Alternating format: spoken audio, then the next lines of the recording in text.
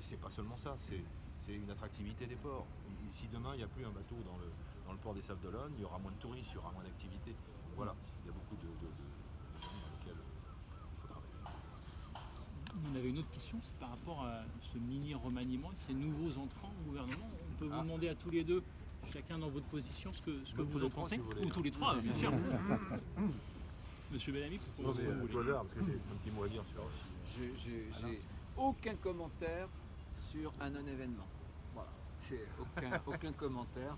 Ça ne bougera absolument pas la ligne de toute façon du gouvernement. De toute façon, c'est simple. Le seul qui compte dans tout ça, c'est Emmanuel Macron. Le reste, c'est du menu fretin. Sur le profil de ces nouveaux entrants particuliers quand même. Non, je n'ai rien de plus à dire. Ça ne m'intéresse absolument pas. Ce genre de casting, malheureusement, est indifférent aux Français parce qu'il est de toute façon indifférent à la politique suivie par le gouvernement qui est déterminé par le président de la République et lui seul. Monsieur Bellamy. Moi, je veux dire, ma seule préoccupation aujourd'hui dans cette campagne qui commence, c'est qu'on puisse parler d'Europe, qu'on puisse parler de l'avenir de l'Europe, parce qu'au fond, les sujets majeurs sont là. Et je regrette que, effectivement, ces feuilletons ne viennent parfois nous empêcher de parler des vrais sujets. Le gouvernement a choisi de faire durer le grand débat à l'extrême, dans une suite de rebondissements et dans une forme de prolongement perpétuel de ce débat. Maintenant, sur les questions qui intéressent les Français, sur la question du pouvoir d'achat, sur la réforme de l'État qui permettra enfin de sortir de l'asphyxie qui paralyse nos territoires, sur tant de sujets, il nous faut des décisions plus qu'une discussion éternelle. Et il faut surtout que le gouvernement respecte enfin le temps de ce débat européen. Rappelons que ce remaniement, il est quand même suscité par le fait que M.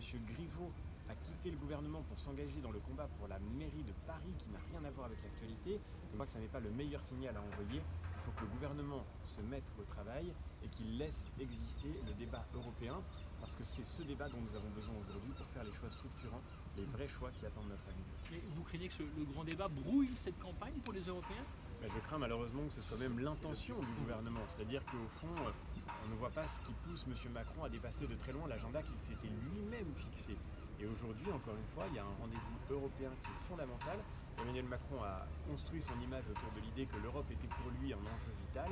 Et bien, si vraiment il croit à l'Europe, qu'il mette fin à ce parasitage permanent du débat européen dont nous avons tellement besoin, et qu'il laisse enfin exister cette campagne sur les sujets de fond qui intéressent les Français. Je le vois tous les jours sur le terrain, bien plus que les petits feuilletons qui sont aujourd'hui organisés. Vous avez le même sentiment sur cette question du